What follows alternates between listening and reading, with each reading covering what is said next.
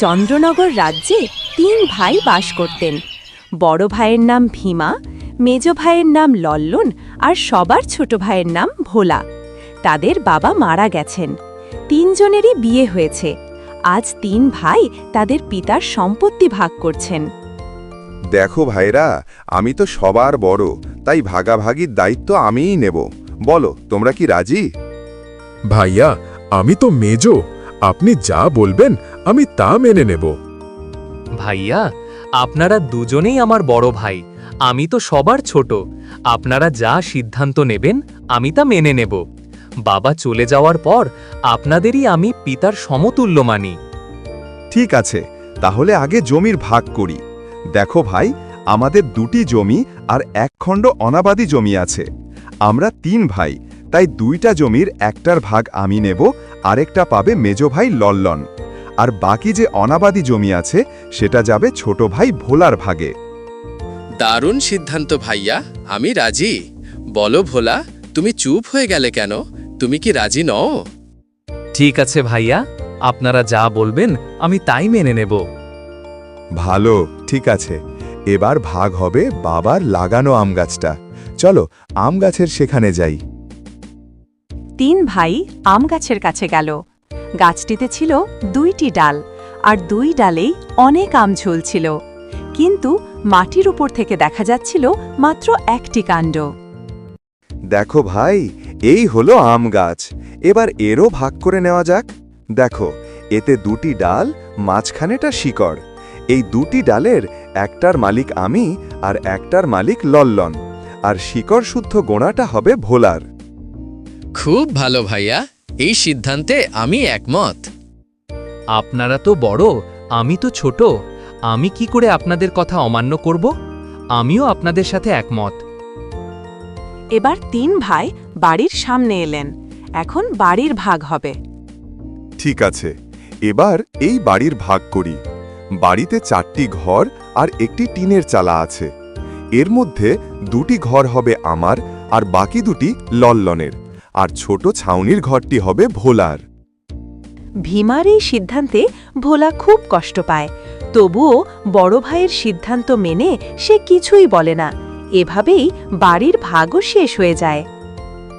আরে ভাইয়া, জমি, গাছ আর বাড়ির পর আরও একটি জরুরি জিনিস তো আপনি ভুলেই গেলেন। আরে লল্লন, আমি কি এমন জরুরি জিনিস ভুলে গেছি? আমাকে একটু মনে করিয়ে তো দাও।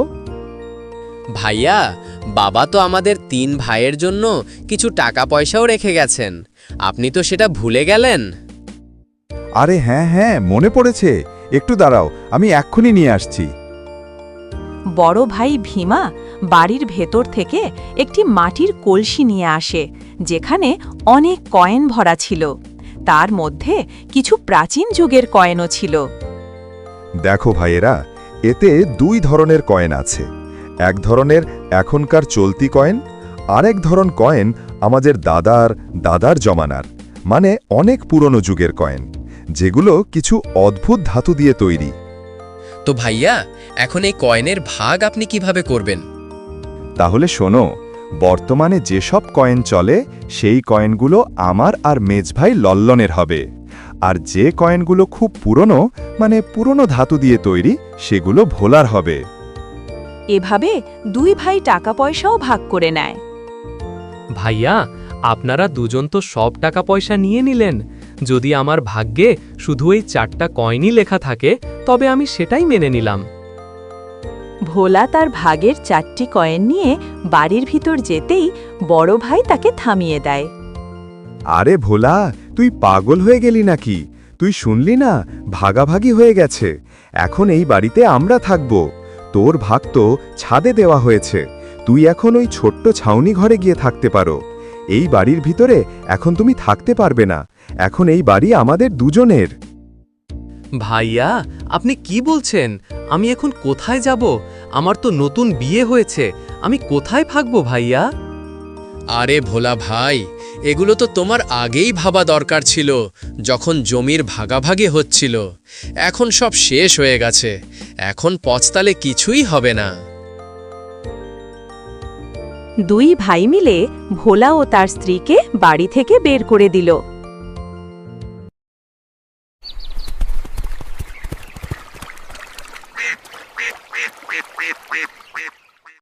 সেই ভোলা এবং তার স্ত্রী গ্রামের পুকুর পাড়ে ছোট্ট ঘরটিতে থাকতে লাগলেন।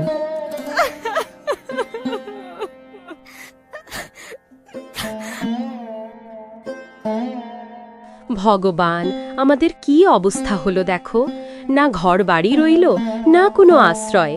এখন জীবন চলবেই বা কিভাবে? দিনে দুবেলা খাবার তো দূরের কথা, একটা রুটিও জুটবে না মনে হয়। এখন কাঁদো, মন ভরে কাঁদো। তখনই তো তোমার মাথা কাজ করছিল না। আর আমারই দুর্ভাগ্য যে তোমাকে বিয়ে করেছিলাম। সত্যি আমার কপালটাই খারাপ। পদ্মা, ওরা দুজনেই আমার বড় ভাই ছিল। এখন বলো, আমি কিভাবে তাদের সাথে তর্ক করতাম? দেখো, খুব ভালো, তোমার বড় ভাইয়েরা একবারও ভাবলো না তোমার কথা। সবকিছু নিজেরাই রেখে দিল। তোমার ভাগে কি দিল? জমির নামে দিল আইল, গাছের নামে দিল শুধু গোড়া, ঘরের নামে দিল ছাদ, আর টাকার নামে ধরিয়ে দিল এই 4টে পুরনো পয়সা। পদ্মা, এবার থামো। আর কত তিরস্কার করবে? ওসব কথা এখন ছেড়ে দাও। আচ্ছা ঠিক আছে, এগুলো বাদ দিলাম। এবার বলো, এখন কি হবে? তুমি কি করবে? কি খাবে? আমাকে কিছু বলো। এখন আমি কি করব পদ্মা? আমার তো হাতে কিছুই নেই। একটা কাজ করি, এই পুরনো পয়সাগুলো নিয়ে মুহুরীর কাছে যাই। হয়তো এগুলোর বদলে কিছু নতুন পয়সা পেতে পারি।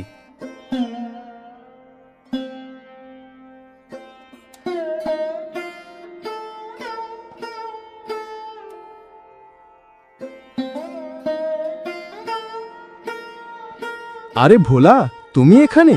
বলো, কি মনে করে?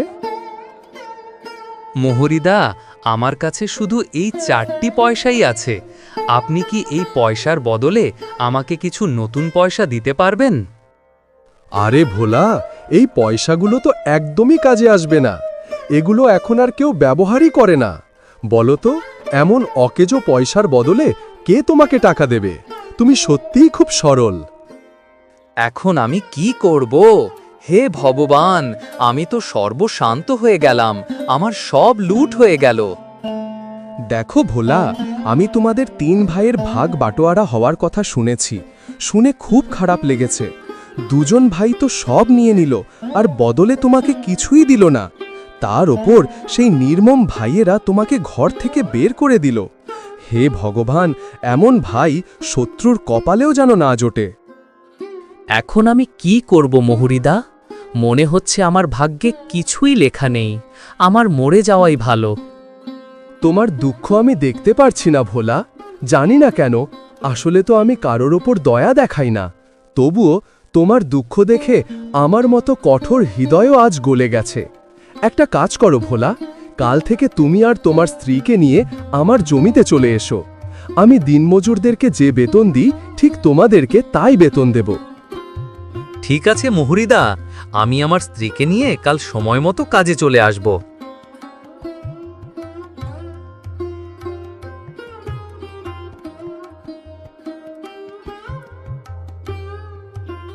ভোলা বিষণ্ণ মুখে কুটিরে ফিরে আসে। পদ্মাও তার পথ চেয়ে দাঁড়িয়েছিলেন। কি হলো? মোহরিদা কি বললেন? ভাবিনি যে এমন হবে। এই পয়সাগুলোর যে কোনো দামই নেই। এটাই শুধু দেখার বাকি ছিল। আর মুহুরিদাকে কথা দিয়েছি, কাল থেকে তুমি আর আমি জমিতে কাজ করব। যা পাবো তা দিয়ে কোনো মতে সংসার চালাতে পারবো। হায় রে আমার কপাল, এখন আমাদেরকে অন্যের জমিতে কাজ করতে হবে। দেখো পদ্মা, তুমি বেশি বুদ্ধি পরামর্শ দিও না। আমাদের কাজ মিলেছে, এটাই বেশি। কাল থেকেই আমাদের কাজে যেতে হবে।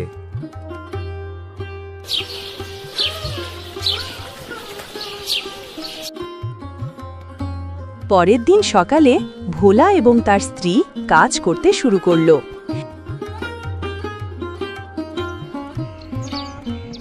এভাবে অনেক দিন কেটে যায়। জমিতে প্রচুর ফসল ফলে। ভোলা এবং পদ্মা মুহুরি কাজ করে কোনো মতে সংসার চালায়।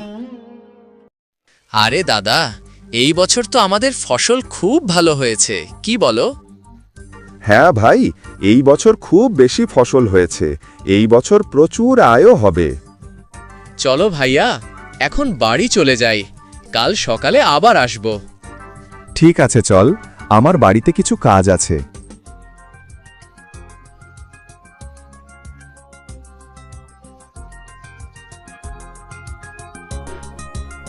পদ্মা, দেখো তো, সকাল গড়িয়ে দুপুর হয়ে গেল, খাওয়ার সময় হয়েছে।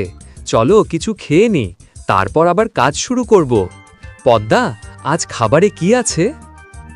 বাড়িতে যা ছিল এই ডাল আর ভাত এগুলো নিয়ে এসেছি। বসো, খাবারগুলো খেয়ে নি। ক্লান্ত ভোলা ও পদ্মা দুজনে জমির এক কোণে বসে খাবার খেতে শুরু করলেন।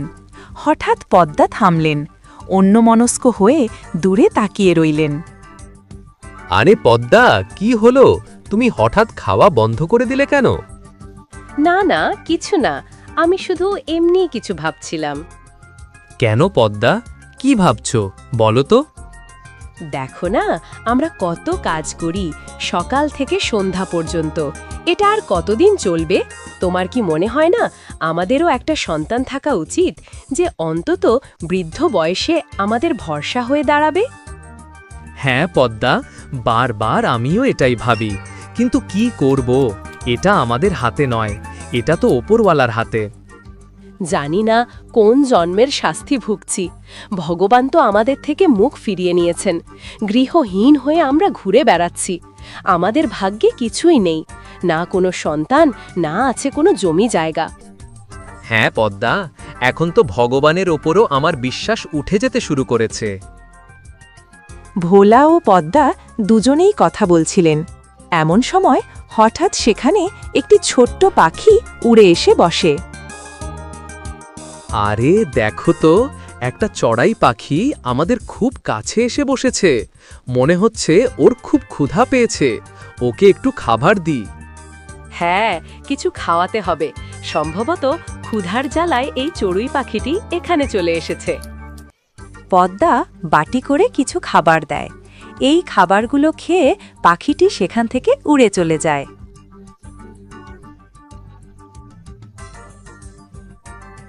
কাজ করতে করতে সন্ধ্যা হয়ে যায়। ভোলা ও পদ্মা দুজনে জমিতে কাজ শেষ করে তাদের কুটিরে ফিরে আসে।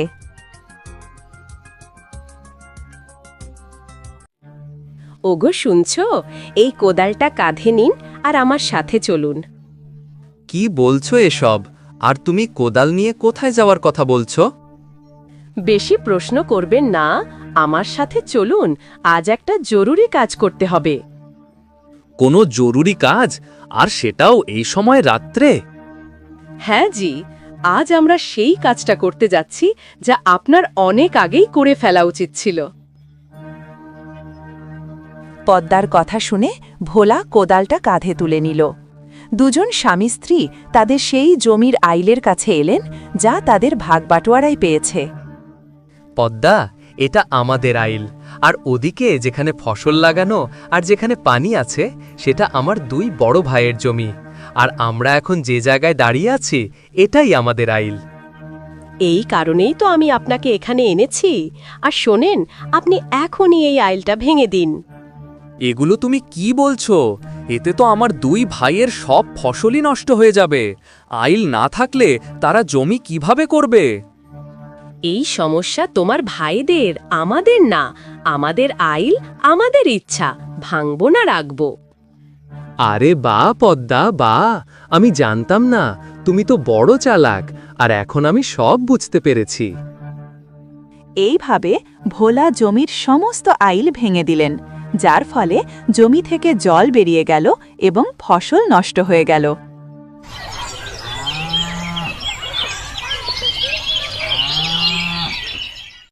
ভীমা ও লল্লন জমিতে এসে হতবাক হয়ে দাঁড়িয়ে আছে। হে ভগবান, এটা কি হয়ে গেল? আমাদের সমস্ত ফসল তো নষ্ট হয়ে গেল। কত ভালো ফসল হয়েছিল।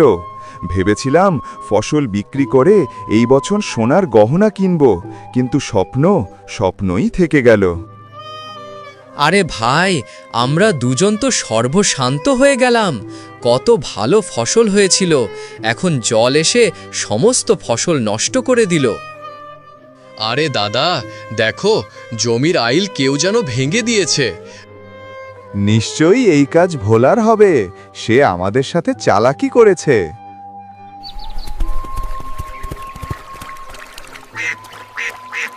ভীমা ও লল্লন দুজনেই চিন্তিত মনে বাড়িতে ফিরে এলো। বাড়িতে এসে তাদের স্ত্রীদেরকে সমস্ত কাহিনী বলতে লাগলো। আরে যা হবার তা হয়ে গেছে, এখন আমার কথা শোনো। ফসল নষ্ট হয়ে গেলেও সমস্যা নেই, আমাদের আম গাছ আছে তো। কিন্তু আম পাকতে প্রায়ই কমপক্ষে 12 থেকে 15 দিন সময় লাগবে। হ্যাঁ দাদা, আমগুলো যখন পেকে যাবে তখন আমরা সেগুলো বাজারে নিয়ে গিয়ে ভালো টাকা রোজগার করতে পারবো। হ্যাঁ লল্লন, তুমি ঠিকই বলছো। এখন এটাই আমাদের একমাত্র উপায়, নইলে আমরা সবাই না খেয়ে মারা যাব।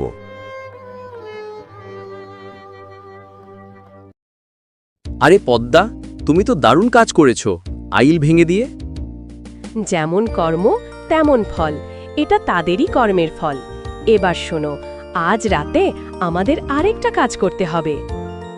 আরে পদ্মা, আবার কি করতে হবে? ধৈর্য ধরো, সন্ধ্যা হওয়ার পর আমি তোমাকে বলবো।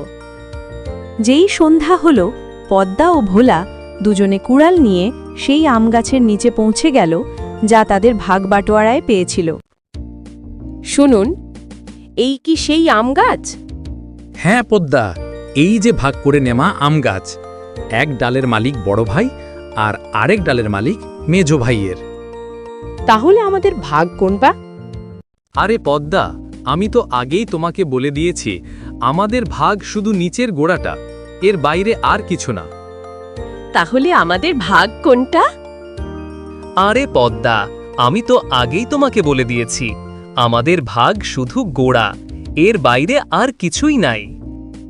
তাহলে ঠিক আছে, এই গাছের গোড়া তো আমাদের, তাই এই গোড়া রাখবো না, কাটবো আমাদের নিজের ইচ্ছা।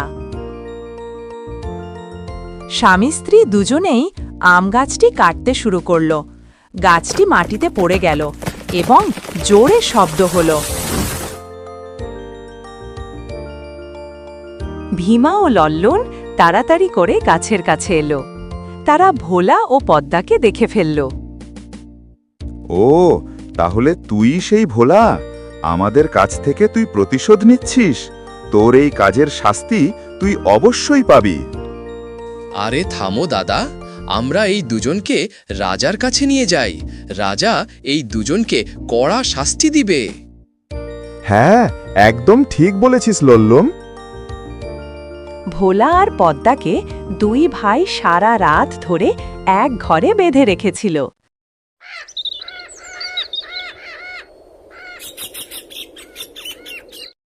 সকাল হলেই তারা দুজনকে নিয়ে রাজার দরবারে হাজির হল। রাজার সামনে দাঁড়িয়ে দুজন ভাই বলল যে ভোলা ও তার স্ত্রী অপরাধ করেছে।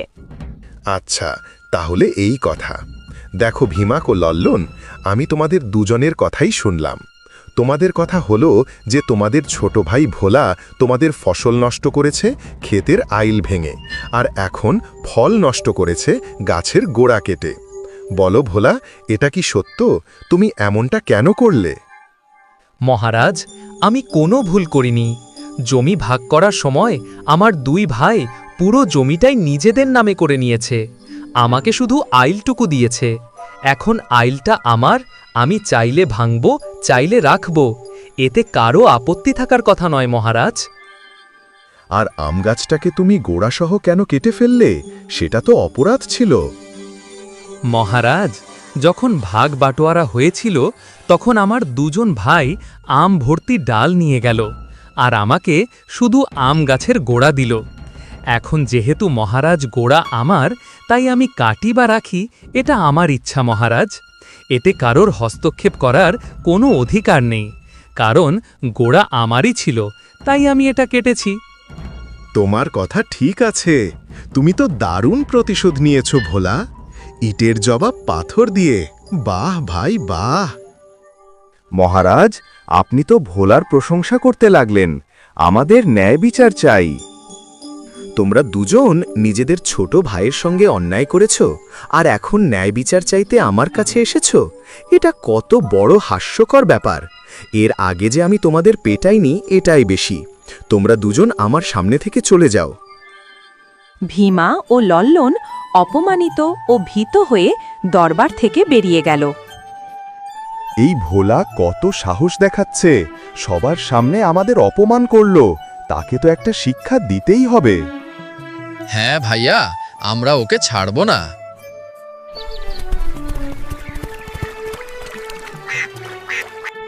ভোলা ও পদ্মা আজও মুহুরীর জমিতে কাজ করছেন। দুপুরের পর তারা খাবার খেতে বসেছে। এমন সময় সেই চড়ুই পাখি আবার তাদের কাছে এসে বসেছে। আরে, পাখিটা আবার এখানে এসেছে, মনে হয় খুব ক্ষুধা লেগেছে। ওকে কিছু খাবার দিই। দেখো, এই পাখিটা কত সুন্দর। যদি আমারও কোনো সন্তান হতো তাহলে আমিও তাকে এভাবেই খাওয়াতাম। পাখিটা খাবার খাওয়ার পর সেখানে একটি অলৌকিক ঘটনা ঘটল। পাখিটি হঠাৎ একজন যুবকের রূপে পরিণত হল। আপনারা দুজনেই আমাকে ফের মানুষের রূপে এনেছেন। আজ থেকে আপনারা দুজনেই আমার মাতা পিতা। আমি আপনাদের পুত্র। আরে, এ কি? এ তো এখনো একটা পাখি ছিল, এখন মানুষ কিভাবে হলো? তুমি কোনো ছদ্মবেশী নাও তো, চলে যাও এখান থেকে। যুবককে হঠাৎ এই রূপে দেখে তারা ভয় পেতে লাগল। এমন সময় সেখানে ঋষি চরণ দাস উপস্থিত হলেন। দেখো ভোলা, তোমাদের দুজনের ভয় পাওয়ার কোনো প্রয়োজন নেই। এই যুবক আজ থেকে তোমাদেরই সন্তানের মতো। সে তোমাদের দুজনের সাথে থাকবে। এটা কি সত্যি বাবা? সে আমাদের ছেলে হবে? পদ্মা, তুমি তো আগে কখনো এত খুশি ছিলে না, তাই না? এখন থেকে এটাকে তোমার ছেলে ধরে নাও। আমি 20 বছর ধরে এই মুহূর্তের অপেক্ষা করেছি, আর আজ সেই দিন এসেছে। বাবা, 20 বছর? এর মধ্যে কি কোনো রহস্য আছে? হ্যাঁ ভোলা, আজ থেকে 20 বছর আগের কথা, যখন আমি সকালে স্নান করতে নদীতে গিয়েছিলাম। আরে, এটা কার সন্তান? নদীর ধারে ফেলে গেছে। এখন আমি কি করব? একে তো এখানে একা ফেলে যেতে পারি না। ঠিক আছে, আমি শিশুটিকে সঙ্গে করে আমার আশ্রমে নিয়ে যাই। হে ঈশ্বর, এ কেমন পরীক্ষা! আমি তো একজন সন্ন্যাসী। এই শিশুটির দেখাশোনা করা আমার পক্ষে সম্ভব নয়। একটি মায়ের মতো যত্ন আর কেউ দিতে পারে না।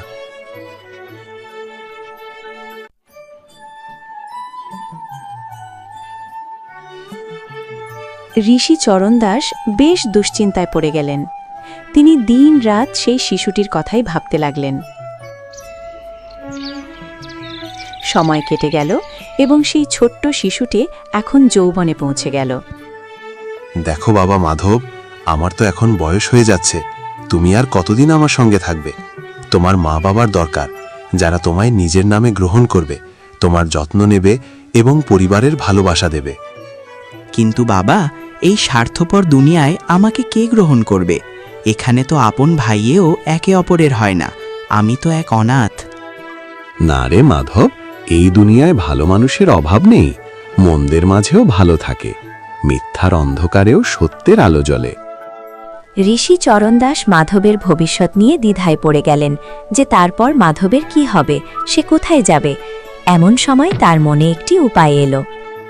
হে পরম পিতা, আমাকে ক্ষমা করুন। আমি আমার মন্ত্রের শক্তিতে মাধবকে এখন পাখির রূপ দিচ্ছি, যাতে সে নিজের যোগ্য মা বাবাকে খুঁজে পায়। ভবিষ্যতে কোনো যোগ্য নিঃসন্তান দম্পতির কাছে গেলে সেদিনই সে আবার মানুষের রূপ ফিরে পাবে, আর সেই দম্পতিই হবে তার প্রকৃত মা বাবা। এইভাবে ঋষিচরণ দাস মাধবকে পাখির রূপে পরিণত করলেন। পাখিটা সারাদিন আকাশে উড়ে বেড়াতো, খাবার খেত, আর রাত হলে আশ্রমে ফিরে এসে ঘুমাতো। মাধবের কোনো মা বাবা ছিল না, তাই আমি তাকে পাখি বানিয়ে বলেছিলাম যেন সে নিজের জন্য যোগ্য মা বাবা খুঁজে নেয়, আর সে তোমাদেরই পেয়েছে। আজ তার মা বাবা মিলেছে, তাই আর তার পাখি হয়ে থাকার দরকার নেই। ভোলা আর পদ্মা, আজ থেকে এই ছেলেটিই তোমাদের সন্তান। আপনাকে অনেক অনেক ধন্যবাদ বাবা। আপনি আমাদের নিঃসন্তানতার দুঃখ আজ দূর করে দিয়েছেন।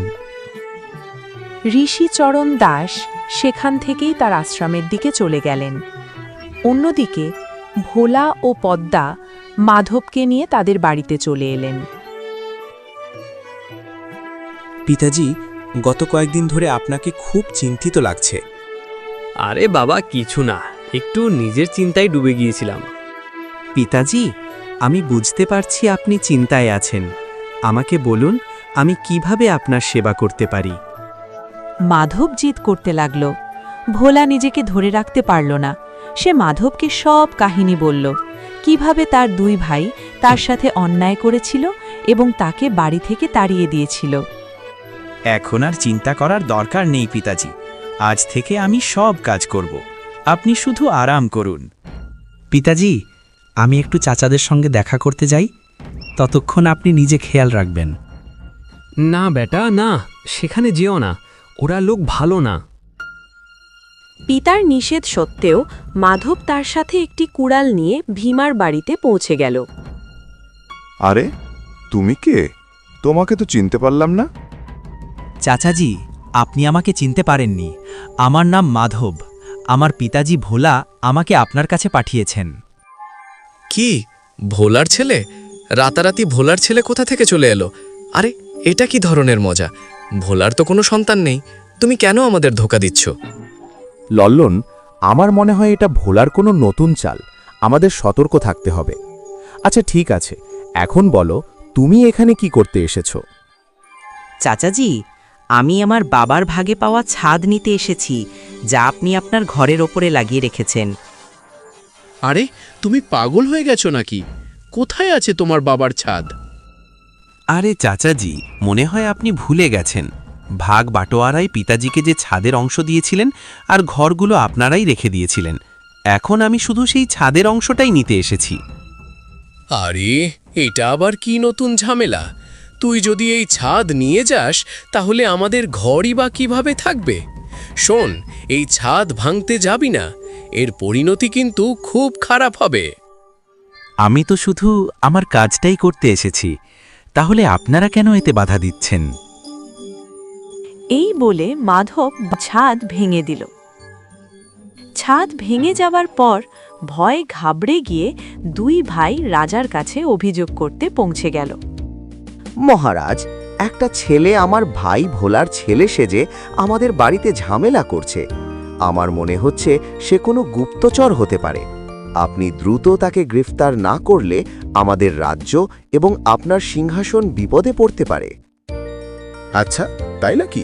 সৈন্যরা যাও, ভোলা আর তার ওই হঠাৎ পাওয়া ছেলেকে ধরে এক্ষুনি রাজদরবারে নিয়ে এসো।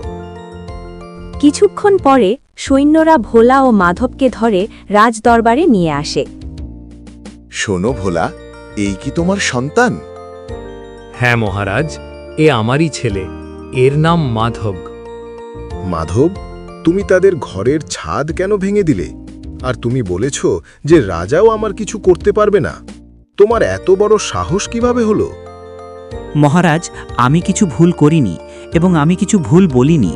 শুনুন মহারাজ, ভাগ বাটোয়ারা করার সময় আমার দুই চাচা ঘর ও কক্ষ নিজে নিয়ে নিলেন এবং শুধু ছাঁচ আমার পিতা ভোলাকে দিলেন।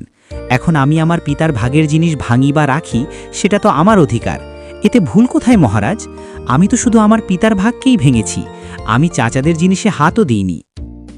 আরে ভীমা, তুমি কি ভাগ বাটোয়ারার সময় ভোলাকে ছাদ দিয়েছিলে? মহারাজ, আমরা ভোলাকে ভাগ বাটোয়ারায় ঘরের ছাদ দিয়েছিলাম এবং কক্ষ আমরা রেখেছিলাম। আরে এ কেমন ভাগ বাটোয়ারা? তাহলে তো এটা সঠিক, এতে ভোলা ও মাধবের কোনো দোষ নেই। এটা ভুল মহারাজ, এখন ছাদ ছাড়া আমরা কিভাবে থাকব? তুমি নিজেকে খুব চালাক মনে করো ভীমা। এ কথা তোমার আগেই ভেবে দেখা উচিত ছিল। এখন তোমার কাজের ফল তুমি নিজেই ভুগবে। মহারাজ, এই মিথ্যা বলছে। এই ভোলার ছেলে নয়, এই গুপ্তচর হতে পারে। সে গুপ্তচর? তোমার কাছে কি এটার কোনো প্রমাণ আছে? বলো ভীমা। মহারাজ, যদি প্রমাণের কথা ওঠে তাহলে আগে মাধবের কাছ থেকেই প্রমাণ চাইতে হবে। এ কি সত্যিই আমাদের বংশের মানুষ নাকি কোনো ভণ্ড?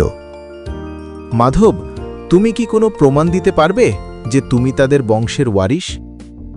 মহারাজ, প্রমাণ তো আমার কাছে আছে, কিন্তু তার আগে আপনি এই দুই ভাইয়ের কাছেই জিজ্ঞেস করুন এদের কাছে কি সত্যিই আমাদের বংশের হওয়ার কোনো প্রমাণ আছে কিনা। লল্লন ও ভীমা, তোমাদের কাছে কি কোনো প্রমাণ আছে? না মহারাজ, এমন কোনো প্রমাণ নেই। এবার মাধবকে প্রমাণ দেখাতে বলুন। ভোলা এর আগেই মাধবকে সেই 4টি পয়সা দিয়ে রেখেছিলেন। মাধব তার পকেট থেকে সেই পুরনো 4টি পয়সা বের করে রাজাকে দেয় এবং বলে যে এটাই বংশের হওয়ার প্রমাণ। এটা তো বহু শত বছরের পুরনো মুদ্রা। তখন আমার বাবা তো রাজাও ছিলেন না। এটা আমার দাদার আগের সময়ের। এর নকশা আর ধাতুও এখনকারও অত নয়। আজকের দিনে এই মুদ্রার দাম কোটি টাকার উপর। তাই এটা প্রমাণ করে যে তুমি আসল বংশের লোক। আরে বোকা, আমরা কি করেছি? যেসব পুরনো মুদ্রাকে আমরা তুচ্ছ বলে ফেলে রেখেছিলাম, দেখো আজ সেই মুদ্রাই প্রমাণ করে দিল যে সে আসল বংশের মানুষ। হ্যাঁ দাদা, আর রাজা বলছেন যে সেটা অমূল্য, কোটি টাকার ওপর। আমাদের খুব বড় ভুল হয়ে গেছে। আরে তোমরা দুজন কি ফিসফিস করছো? না মহারাজ, আমরা তো এমনি নিজেদের মধ্যে কথা বলছিলাম। এই মাধব ভোলারই ছেলে, সে খানদানি। অন্যদিকে তোমাদের কাছে কোনো প্রমাণ নেই। আর সে ছাদ এজন্য ভেঙেছে কারণ তোমরা ভোলাকে ভাগবাটোয়ারায় ছাদ দিয়ে ঠকিয়েছিলে। কারণ সেটা তাদের ছাদ, তারা সেটা ভাঙুক বা রাখুক, আমি তাতে আঙুল তুলতে পারি না। আর শোনো ভীমা ও লল্লন, তোমরা দুজন আমার এবং এই রাজদরবারে সময় নষ্ট করেছ। তোমরা দুজন তোমাদের ছোট ভাইয়ের উপর অন্যায় করেছ। শোনো মন্ত্রী, আমি এই আদেশ দিচ্ছি যে ভীমা, লল্লন এবং ভোলার জমির সমান সমান ভাগবাটোয়ারা হবে। পাশাপাশি বাড়িও সমান ভাগে ভাগ করা হবে। এছাড়া ভোলা যে সংগ্রাম করেছে এবং যে কঠোর পরিশ্রম করে জীবন কাটিয়েছে, তার এই ধৈর্য ও সাহসকে আমরা প্রণাম করি এবং আমরা এই আদেশ দিচ্ছি যে ভোলা ও মাধবকে আমাদের রাজপরিবারের পক্ষ থেকে উপহার হিসাবে 5 একর জমি দেওয়া হবে, যাতে তারা তাদের কৃষিকাজ করে এগিয়ে যেতে পারে। দেখেছ পদ্মা, তুমি সবসময় ভাগ্যকে দোষ দিতেই থাকো। দেখো আজ কি হলো। আগে আমাদের কোনো জমি ছিল না, এখন আমাদের 5 একর জমি হলো। আগে আমাদের সন্তান ছিল না, এবার ওপরওয়ালার দয়ায় সন্তানও হলো। আর আমাদের সেই পুরনো মুদ্রা, যেটা আমরা কখনো কাজে লাগার মতো ভাবতাম না, সেই মুদ্রা এখন কোটি টাকার হয়ে গেছে পদ্মা। আমাকে মাফ করে দিও, না জেনে আমি এই কথাগুলো বলেছি। কিন্তু সত্যি, সময়ের কাছে কেউ টিকে থাকতে পারে না। সময় কখনো সাধারণ মানুষকে রাজা বানায়, আবার কখনো রাজাকেই সাধারণ মানুষ বানিয়ে দেয়। এজন্য সবসময় সময়ের সঙ্গে খাপ খাইয়ে চলতে হয়।